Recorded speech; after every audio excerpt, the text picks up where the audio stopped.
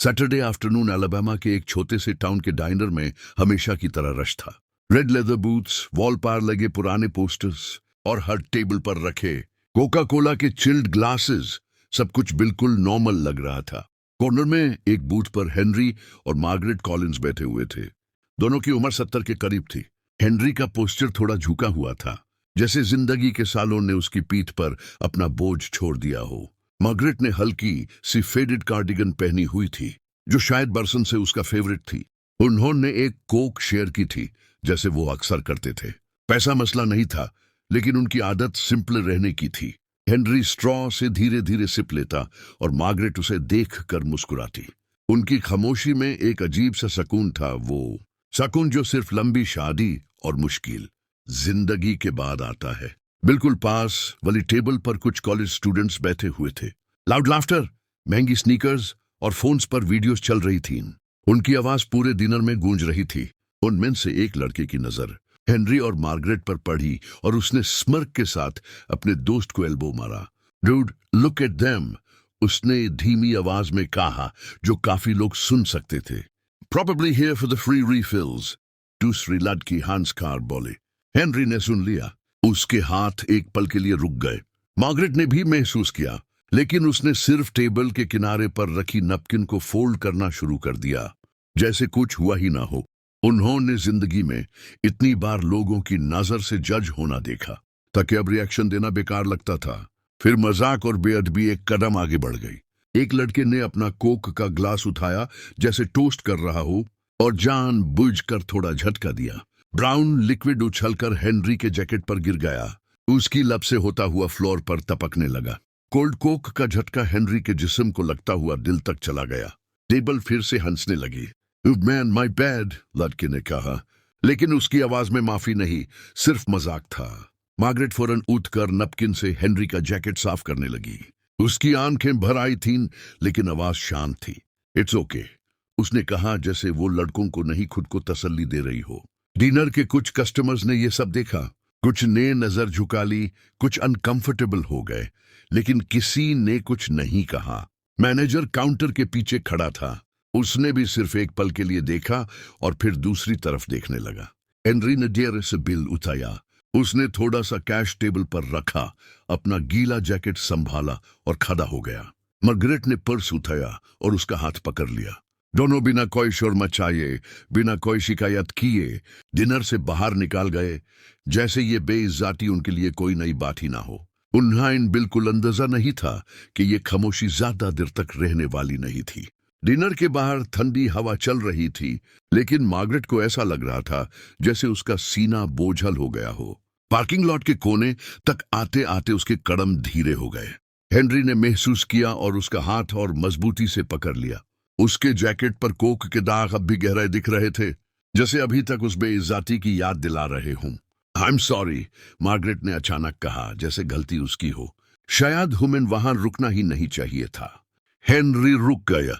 उसने उसकी तरफ देखा और हल्की सी मुस्कुराहट के साथ सर हिला दिया। तुम्हारी कोई गलती नहीं, उसने धीरे से कहा। लोग जो सोचते हैं वो उनका मसला होता है, हमारा नहीं। फिर भी उसकी आंखों में थकान थी, सिर्फ इस दिन की नहीं, बल्कि कई सालों की। मार्गरेट की आंखें नम हो गई। मुझे याद है जब हम जवान थे, उसने कहा, लोग हमें इज्जत से देखते थे। आजकल जैसे बुजुर्ग दिखना जुर्म बन गया हो। उसकी आवाज में शिकवा था, लेकिन चीख नहीं, बस तकन। वो अपनी पुरानी सीडन के पास पहुंचाए थे कि पार्किंग लॉट में एक ब्लैक एसयूवी आकर रुकी।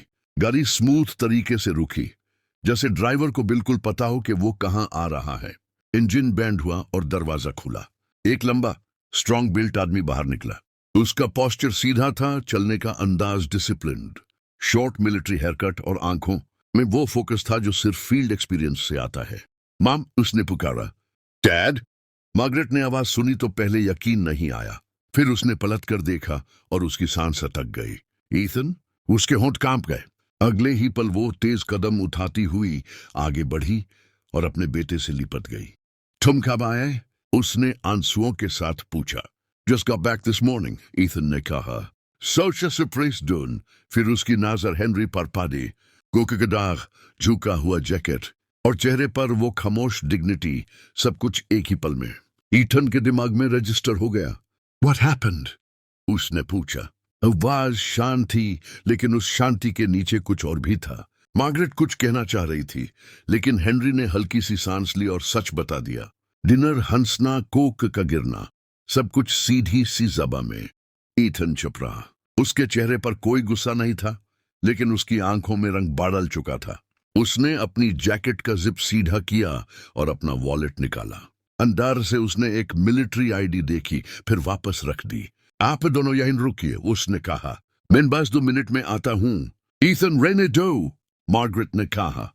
हम घर चल सकते हैं? ईथन ने पीछे मुड़कर अपनी मां को देखा। नहीं मॉम, उसने नरमी से कहा, आज नहीं। और फिर वो अकेला ही वापस डिनर की तरफ चल पड़ा। हर कदम के साथ उसकी प्रेजेंस और ज्यादा महसूस हो रही थी, जैसे कोई तूफान खामोशी से अपनी जगह पर आ रहा हो। ईथन जैसे ही डिनर के दरवाजे से अंदर दाखिल हुआ, हवा का रुख बदलता महसूस हुआ। कॉलेज स्टूडेंट्स अब भी अपनी टेबल पर बैठे थे, लेकिन उनकी हंसी अब हल्की और बेतरतीब लग रही थी। उन्होंने ईथन को देखा, उसकी सीधी पोस्चर और फोकस्ड नजर को महसूस किया, और उनमें से एक ने मजाक में कहा, ब्रो, टेबल फुल है। ईथन ने बिना मुस्कुरे सीधा उनकी टेबल तक चलकर अपना वॉलेट खोला और यूएस नेवी सील का आईडी कार्ड धीरे से टेबल पर रख दिया। प्लास्टिक की हल्की सी आवाज पूरे डिनर में गूंज गई। स्टैंड अप, उसने शांत लेकिन हुक्म भरी आवाज में कहा। हेंसीफॉन ओके।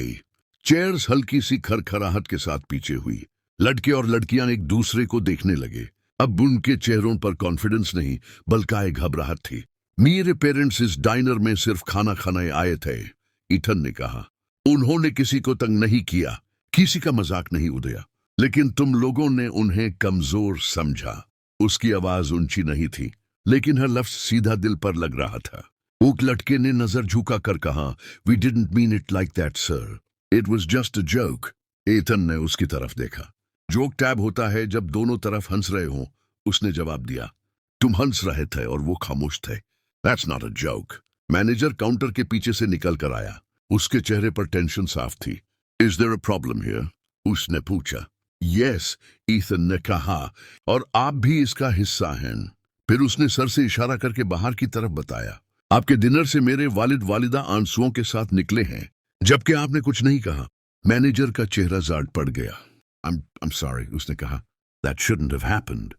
ईथन ने दोबारा स्टूडेंट्स की तरफ देखा। आप सब उनसे पर्सनली माफी मांगेंगे, उसने कहा, और रिस्पेक्ट के साथ। एक एक करके वो लोग बाहर गए। बुकिंग लॉट में हेनरी और मार्गरेट चुपचाप खड़े थे। स्टूडेंट्स ने उनके सामने आकर सर झुकाया। वे ट्रूली सॉरी। उनमें से एक लड़की ने कहा, इस बार बिना मजाक के। हेनरी ने सिर्फ इतना कहा, बस याद रखना इज्जत फ्री होती है। मैनेजर ने आगे बढ़कर उनका बिल वापस किया और कहा, please forgive us, you are always welcome here. उसकी आवाज में सच्चाई थी। ईथन ने अपने पेरेंट्स को गले लगाया। मार्गरेट की आंखों में आंसू थे, लेकिन इस बार वो शर्म के नहीं, सुकून के थे। तुमने हुमैन स्ट्रांग महसूस कराया, उसने कहा। ईथन मुस्कुराया। आपने ही मुझे सिखाया था कि खामोशी कमजोरी नहीं होती, उसने जवाब दिया। लेकिन जब बोलना जरूरी हो तो पीछे नहीं हटना चाहिए। जब वो तीनों वहां से गए, डिनर के अंदर से हल्की सी तालियों की आवाज आई। उस दिन कुछ लोगों ने ये सीखा कि हर बुजुर्ग सिर्फ एक उम्र नहीं होता, कभी कभी उसके पीछे पूरी जिंदगी, और कभी एक नेवी सील भी खड़ा होता है।